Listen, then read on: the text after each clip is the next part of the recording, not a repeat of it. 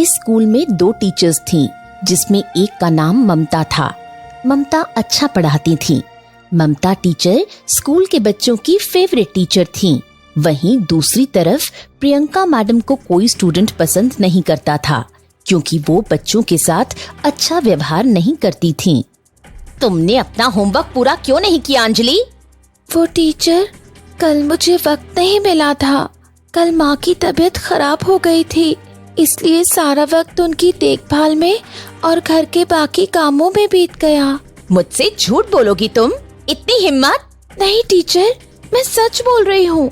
अपना होमवर्क पूरा ना करके तुमने बहुत बड़ी गलती की है, जिसकी सजा तो तुम्हें मिलकर ही रहेगी। लाओ, आगे हाथ करो। प्रियंका अंजलि के हाथों पर डंडे से मारती है, जिसके बाद अंजलि रोने लगती है। अब फिजूल का रोना बंद करो और क्लास के बाहर जाकर खड़ी हो जाओ। अंजलि सुबकते हुए क्लास के बाहर चली जाती है।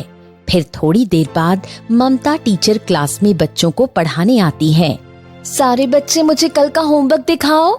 सारे बच्चे अपना अपना होमवर्क लाकर ममता टीचर को दिखाते हैं, मगर उनमें से एक अंजलि ही मायूस होकर खड़ी रहती है। क्या हुआ अंजलि, तुम उदास क्यों हो? अंजलि कुछ नहीं बोलती, मगर पीछे बैठे एक स्टूडेंट की आवाज आती है। टीचर, इन्होंने अपना होमवर्क पूरा नहीं किया है। क्यों अंजलि, क्या वो सही कह रहा है? तुमने अपना होमवर्क पूरा क्यों नहीं किया? अंजलि कुछ नहीं कहती और रोने लगती है।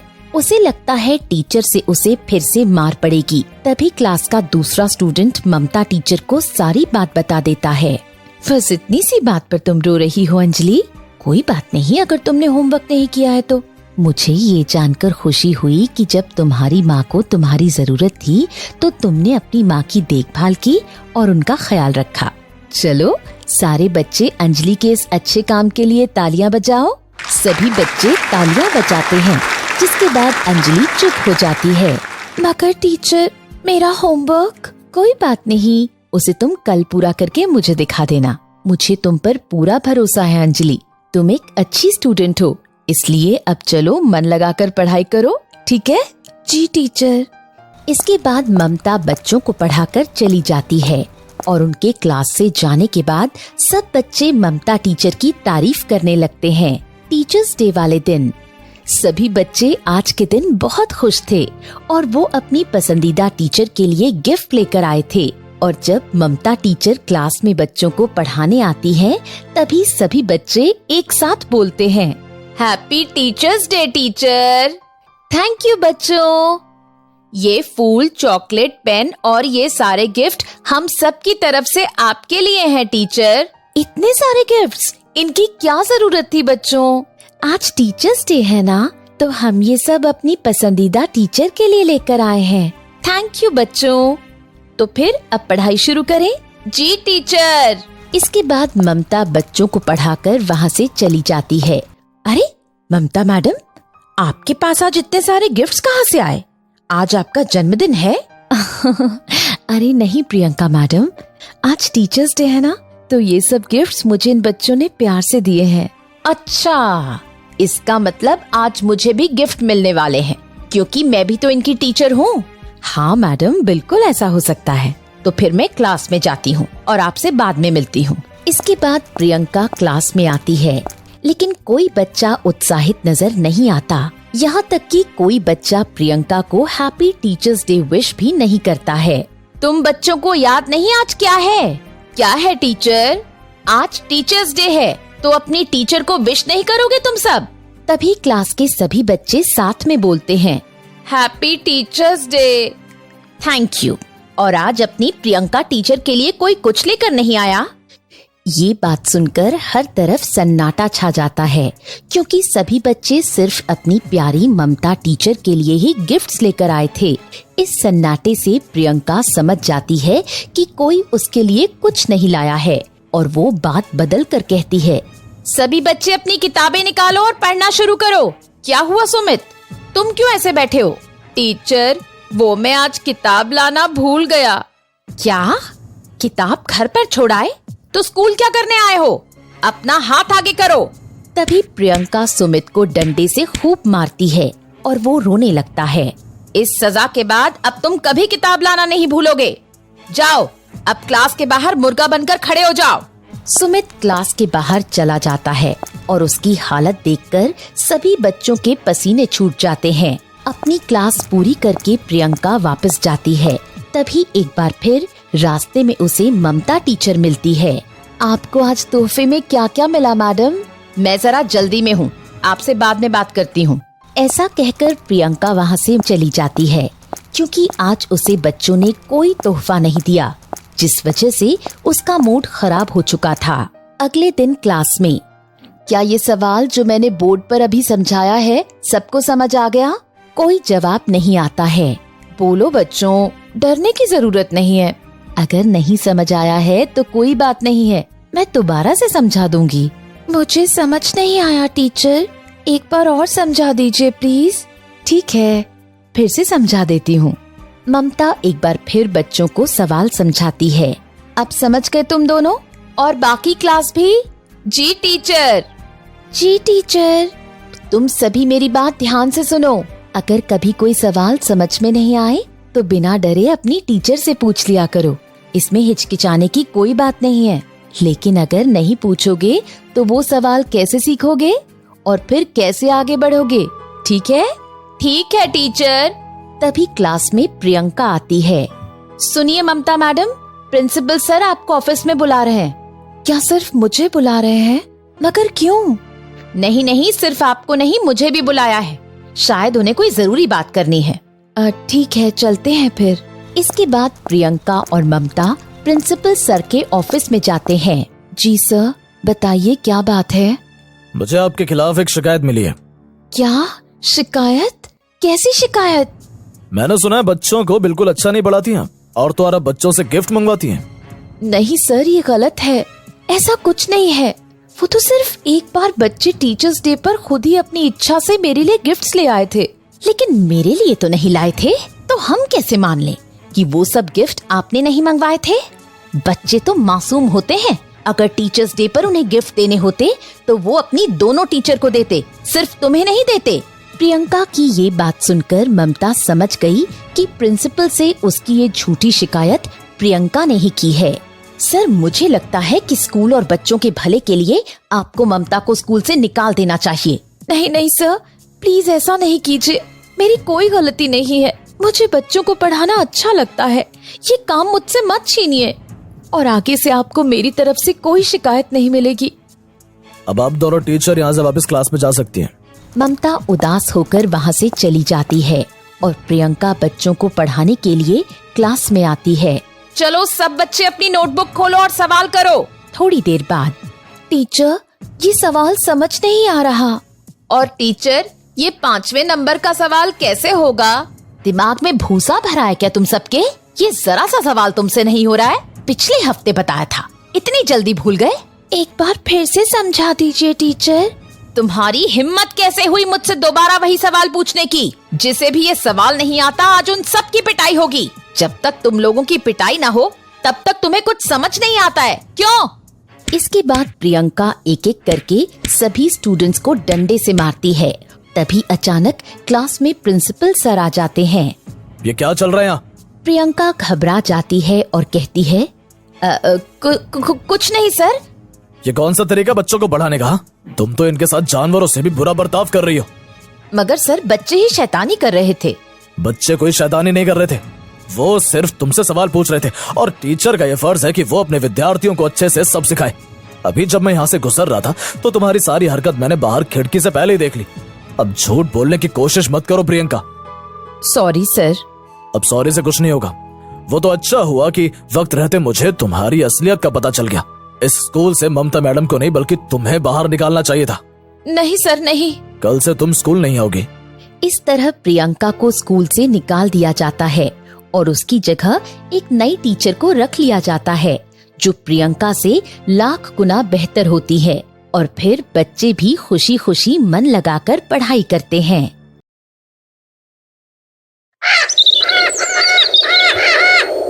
पूजा की सास बहुत ज्यादा लालची है, जिस वजह से पूजा कई बार तंग आ चुकी है।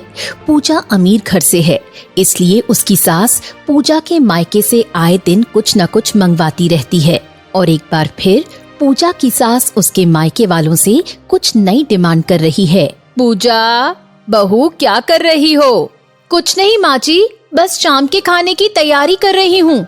बहुत बढ़िया बहू, तुम्हारी यही बात तो मुझे अच्छी लगती है कि तुम सारा काम समय से पूरा करती हो। जी माँ जी।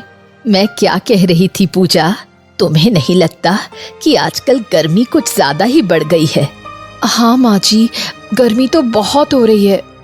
अरे मेरे से तो इस गर्मी में रहा ही नहीं जाता, हमेशा बेचैनी सी रहती है। पता नहीं इस गर्मी से कब छुटकारा मिलेगा। माँ जी बस कुछ ही दिनों की बात है, इसके बाद तो मौसम ठीक हो जाएगा। अभी कहाँ ठीक हो रहा है मौसम? मैं सोच रही थी कि काश अगर हमारे घर एसी होता तो कितना अच्छा होता ना बहू। हाँ माँ जी, अच्छा तो होता, लेकिन कोई बात नहीं अगर नहीं है तो। ऐसे कैसे कोई बात नहीं बहू? मुझसे नहीं देखा जाता कि तू इतनी गर्मी में काम करे और ऊपर से रसोई का भी काम करे। इस गर्मी में तू कितनी परेशान हो जाती होगी ना। थोड़ी परेशानी तो होती है माँ जी, लेकिन काम तो करना ही पड़ता है। लेकिन मेरी बहू इतनी परेशानी भी क्यों झेले भला?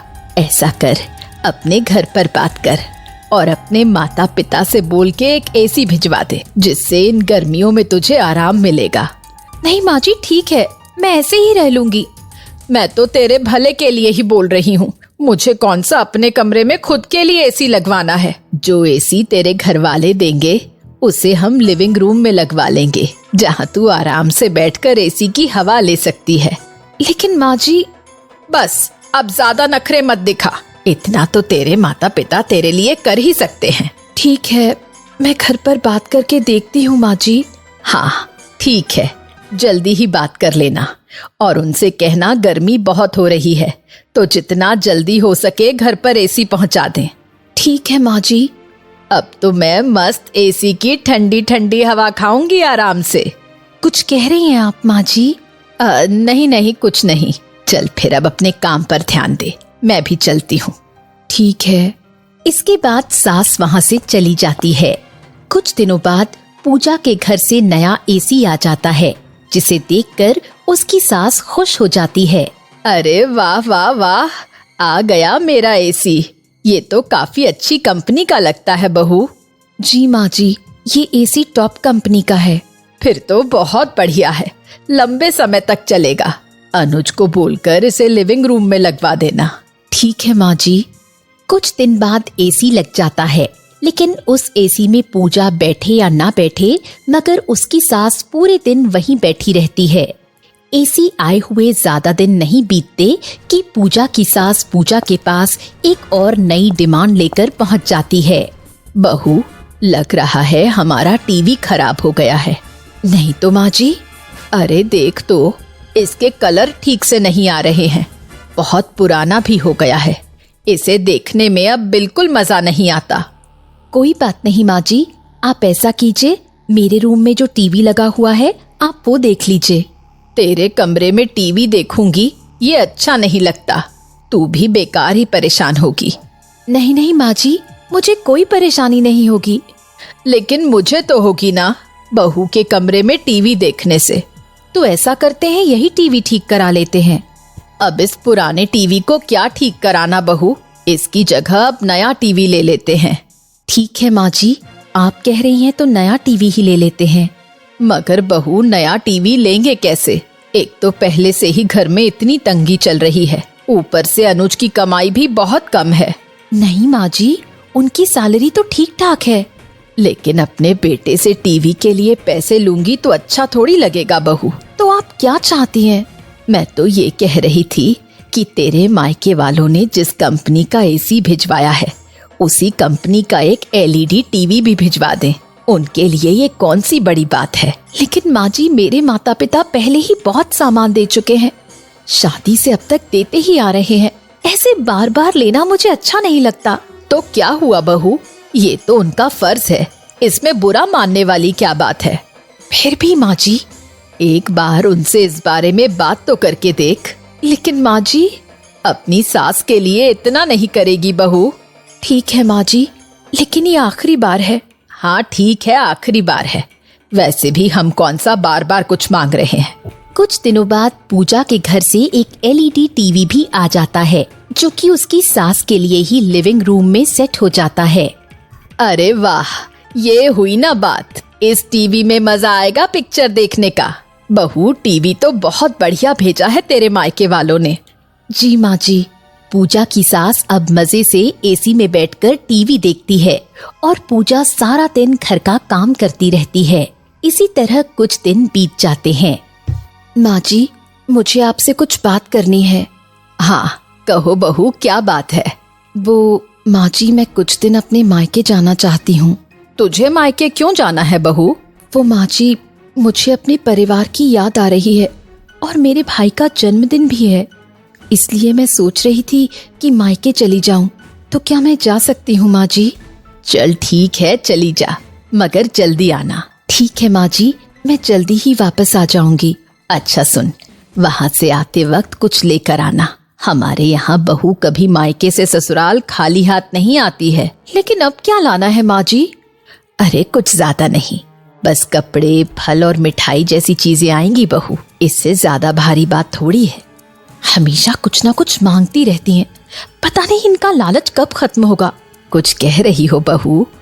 नहीं नहीं माँ जी, मैं तो बस ये कह रही थी कि जो आपने बताया है वो सब मैं ले आऊंगी।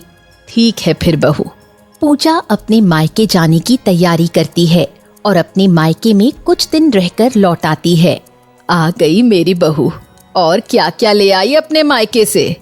जी माँ जी, दरअसल ज्यादा वक्त नहीं था मेरे पास, तो मैं सिर्फ ये मिठाई लेकर आई हूँ। क्या बस मिठाई ही लाई हो? जी माँ जी। हमारे यहाँ ऐसा नहीं होता। सिर्फ मिठाई से क्या होता है, और भी बाकी चीजें जरूरी होती हैं। अगर मुझे पता होता कि तुम ऐसा करोगी तो मैं तुम्हें भेजती ही नहीं। माफ करना माँ जी, मगर अब ये अगर मगर कुछ नहीं चलेगा। चलो घर के काम संभालो। और सुनो। जी माँ जी। कोमल को कल लड़के वाले देखने आ रहे हैं, तो उसकी भी तैयारी कर लेना। ठीक है माँ जी। अगले दिन।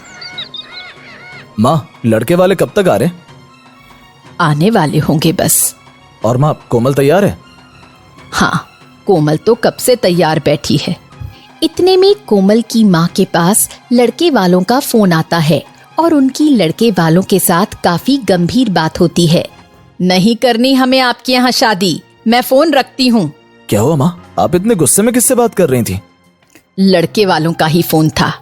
अब वो यहाँ नहीं आ रहे हैं। लेकिन क्यों माँ, क्या बात हुई आपकी? बेटा, वो लोग पहले ही दहेज मांग रहे थे। कह रहे थे 50 लाख से नीचे की शादी नहीं करेंगे। अच्छा, तो क्या हुआ माँ, सभी लोग दहेज मांगते हैं? हम नहीं देंगे दहेज। हम अपनी बेटी कोमल की शादी ऐसे घर में करेंगे जहाँ लोग दहेज के लालची ना हो। लेकिन माँ, शायद आप भूल गई कि आपने पूजा के घर से खुद दहेज लिया था। वो दहेज नहीं था बेटा, वो तो उसके माता पिता ने खुशी खुशी उसे दिया है। इसी बीच पूजा भी बीच में बोल पड़ती है। और माँ जी, उन सामान का क्या जो आपने शादी के बाद भी मंगवाया है? आज आप अपनी बेटी की शादी के लिए दहेज देने से मना कर रही हैं, लेकिन अपने बेटे की शादी में दहेज लेने से आपने मना भी तो नहीं किया। ये मत भूलिए, जैसे आपके लिए आपकी बेटी है, वैसे मैं भी किसी की बेटी हूँ, और उन्हें भी दहेज देते हुए ऐसा ही लगता है जैसे आज आपको लग रहा है। मुझे माफ कर दे बहू, मैं लालच में इतना डूब चुकी थी कि मुझे सही गलत की पहचान नहीं हो पाई। कोई बात नहीं माँ जी, लेकिन आज से आप प्रॉमिस कीजिए कि आगे से मेरे मायके से कोई सामान नहीं मंगवाएंगी। ठीक है बहू, मैं आज के बाद तेरे मायके से कुछ नहीं मंगवाऊंगी। इस तरह पूजा की लालची सास का सारा लालच खत्म हो जाता है